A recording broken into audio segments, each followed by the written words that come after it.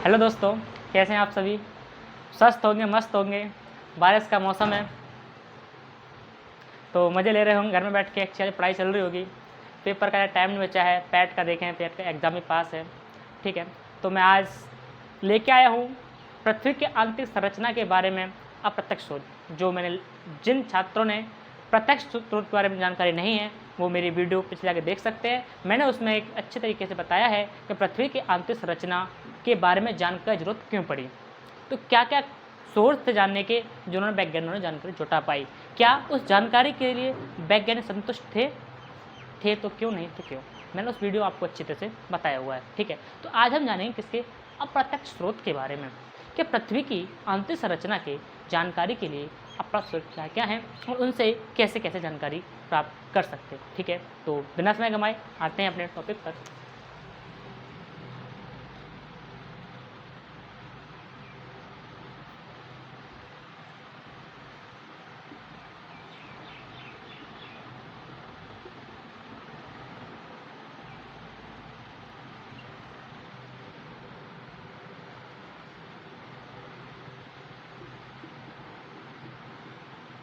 अप्रत्यक्ष स्रोत पहले जान लेते हैं अप्रत्यक्ष स्रोत होते क्या क्या हैं। ठीक है,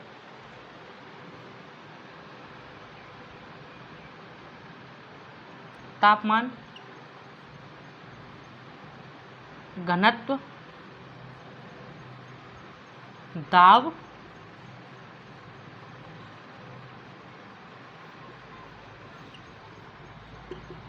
भूकंपीय तरंगें,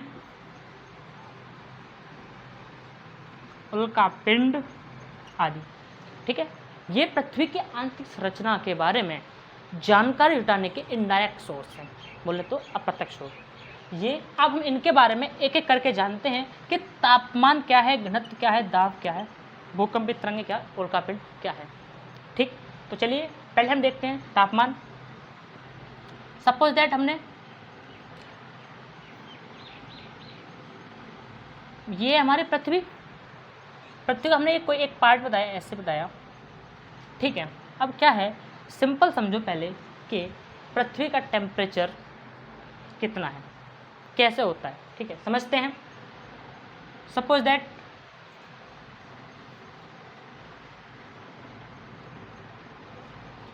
रेडियो सक्रिय पदार्थ जहाँ पे होंगे, एक मिनट दोस्तों, थोड़ा रफ कर दूँ इसे मैं।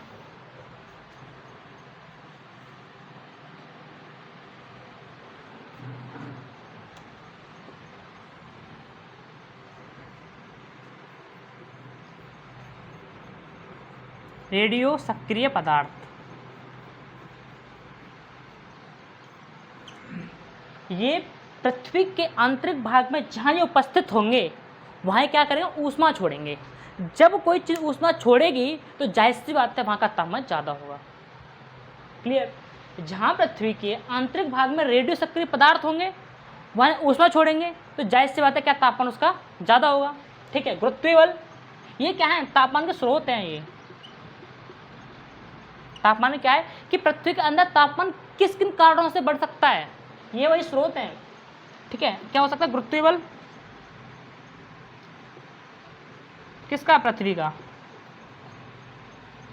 किसका, पृथ्वी का। नेक्स्ट हो सकता है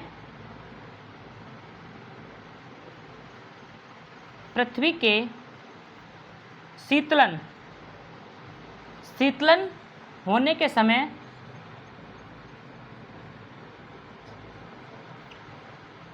बची ऊष्मा। क्या, पृथ्वी के शीतलन होने के समय बची ऊष्मा। देखो क्या है, ये पृथ्वी हमारी, ये अंदर कैसी है, गर्म, नीचे के बाहर कैसी है, ठंडी। यानी कि पृथ्वी ठंडी ऊपर की तरफ है, गर्म नीचे की तरफ है। जब शीतलन होते जाते तो उस ऊष्मा बचेगी, जो उस जहाँ उसमें ज़्यादा बचेगी वहाँ का टेम्परेचर ज़्यादा हो जाएगा। ठीक है, ये थे हमारे तापमान के स्रोत। अब देखते हैं वह पृथ्वी के अंदर जाने पर तापमान में कितनी वृद्धि होती है।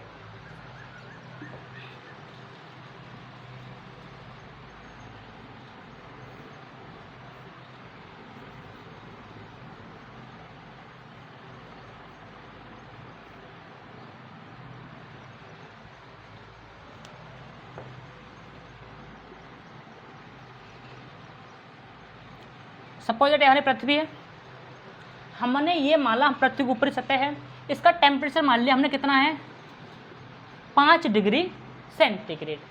अब प्रत्येक 32 मीटर पर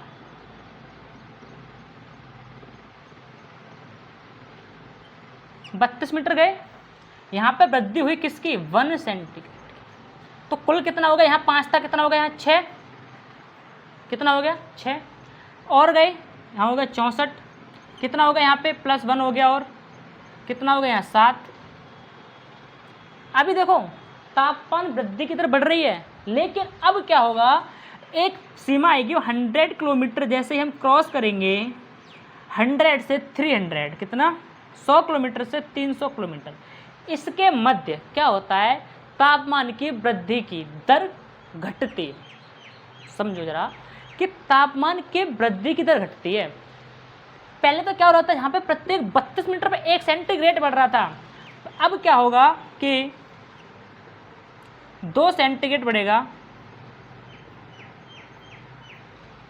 1 किलोमीटर पर। कब 100 यानी 100 किलोमीटर और 300 किलोमीटर के मध्य। बात समझ में आई। तो इससे क्या प्रूफ होता है कि पृथ्वी के अंदर जाने पर उनके तापमान की वृद्धि की दर में कमी आती है। ठीक, अब नेक्स्ट टॉपिक देखते हैं हम, क्या घनत्व।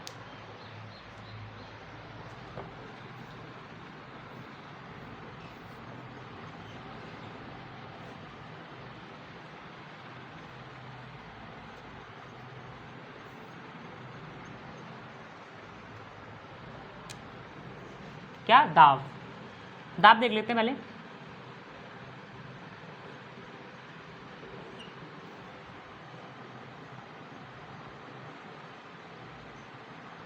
ये क्या है पृथ्वी, ठीक है।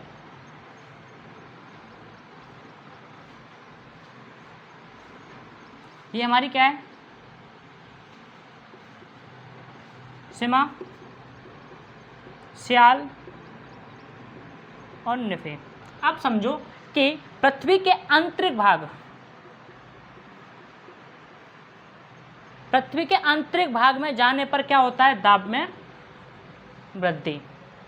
पृथ्वी के आंतरिक भाग में जाने पर क्या होती है, दाब में वृद्धि होती है। ठीक है, सिमे का दाब अलग है, सियाल का अलग है, निफे का अलग है। ये पृथ्वी की हमारी क्या है, सतह है। हम इनकी नेक्स्ट आगे चर्चा करेंगे कि क्या सिमे क्या होती है, सियाल क्या होती है, निफे क्या होती है, इनका कॉन्सेप्ट हम आगे आएंगे। सिर्फ और सिर्फ अभी हम पृथ्वी के आंतरिक भाग के दाब के बारे में हम चर्चा कर रहे हैं। सिंपल है कि अंदर की ओर जाने पर दाब बढ़ता है। जब अंदर की ओर दाब बढ़ता है तो उसके कुछ प्रभाव भी होंगे, इफेक्ट भी होंगे। इसके प्रभाव क्या होगा,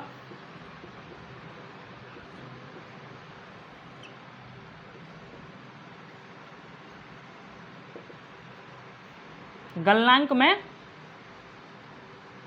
इसका क्या होगा, गलनांक में वृद्धि होगी, और क्या होगा, चट्टानें,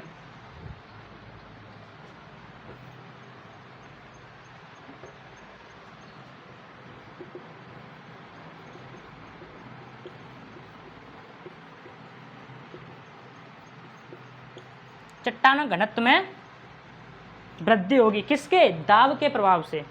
किसके, पृथ्वी का दाब है उसके प्रभाव से गलनांक में वृद्धि होगी और चट्टानों के घनत्व में वृद्धि होगी। ठीक है, इस कॉन्सेप्ट को समझने के लिए अभी मैं नेक्स्ट टॉपिक पे आऊँगा घनत्व के, आपको कॉन्सेप्ट का क्लियर हो जाएगा। इतनी चीज समझ में आई, इसे नोट डाउन करिए, फिर चलते हैं आगे।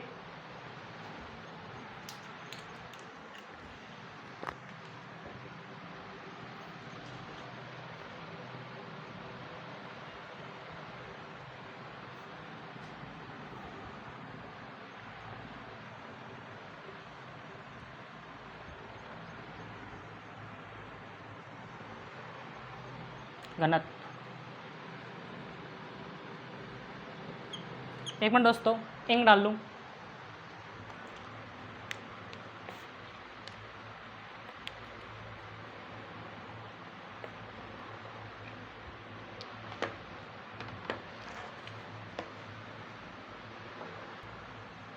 ठीक है दोस्तों, घनत्व, घनत्व क्या होता है, घनत्व ये पृथ्वी के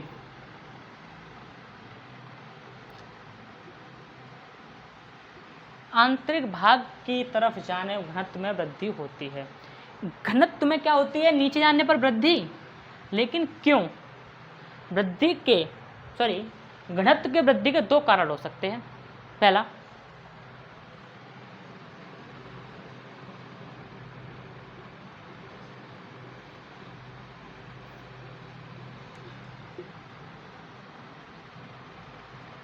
रासायनिक संगठन, जैसे कि ये हमारी पता है हमें, ये हमारी है स्याल,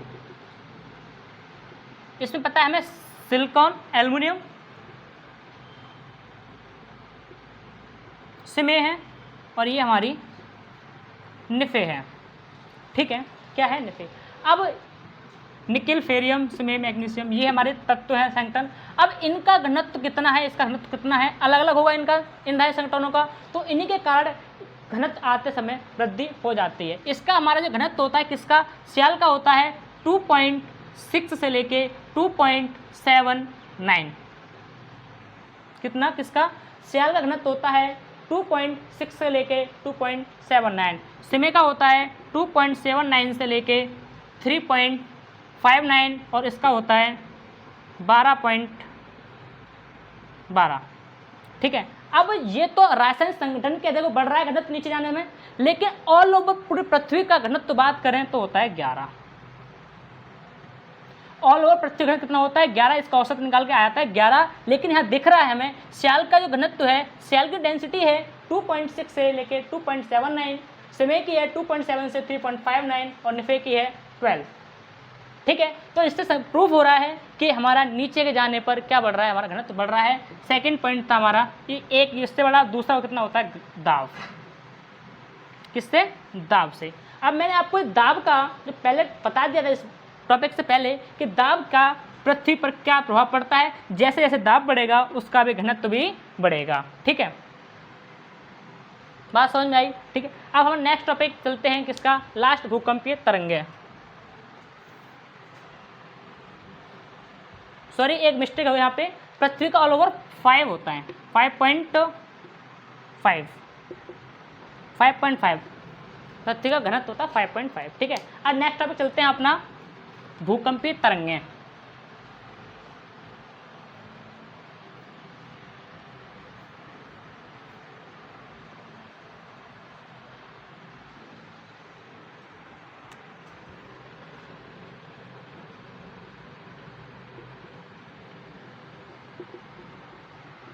भूकंपीय तरंगे 3 प्रकार के होती हैं, एस वेव, पी वेव और एल वेव। ठीक है, हम यहाँ पे सिर्फ और सिर्फ अपने एग्जाम के जो महत्वपूर्ण उसको करते हैं। अब क्या होता है, भूकंपीय तरंगें क्या होती हैं, जब समान घनत्व होगा, समान घनत्व में इनकी दिशा होगी, समान रहेगी, जैसे जैसे इनकी घनत्व का बैलेंस चेंज होगा उनकी दिशा भी टेढ़ी मेढ़ी हो जाएगी। सपोज दैट मानो पी वेव्स हैं, पी वेव्स पृथ्वी के सिमे में चल रही हैं, सॉरी पृथ्वी के ऊपरी सतह में चल रही हैं, तो इसका घनत्व क्या होगा, पूरे का सेम रहेगा। ठीक है, जब इसका घनत्व समान रहेगा तो इसकी तरंगे हुई गति रहेगी समान। जैसे जैसे पृथ्वी की नीचे तरफ चलेंगी, यहाँ पे आएंगी, इसका भी डेंसिटी इसकी अपेक्षा ज़्यादा होती है, तो ज़्यादा डेंसिटी होगी तो इनकी दिशा भी गड़बड़ा जाएगी। बात समझ में आई। तो यही है पृथ्वी भूकंपीय तरंगों का, इस पर यही असर पड़ता है। ठीक है, थैंक यू दोस्तों। आज हमने जाना कि पृथ्वी की आंतरिक संरचना में इनडायरेक्ट सोर्स क्या थे, और हम नेक्स्ट वीडियो में इसके आगे वाले टॉपिक पर चर्चा करेंगे। तब तक के लिए बने रहिए। जय हिंद दोस्तों।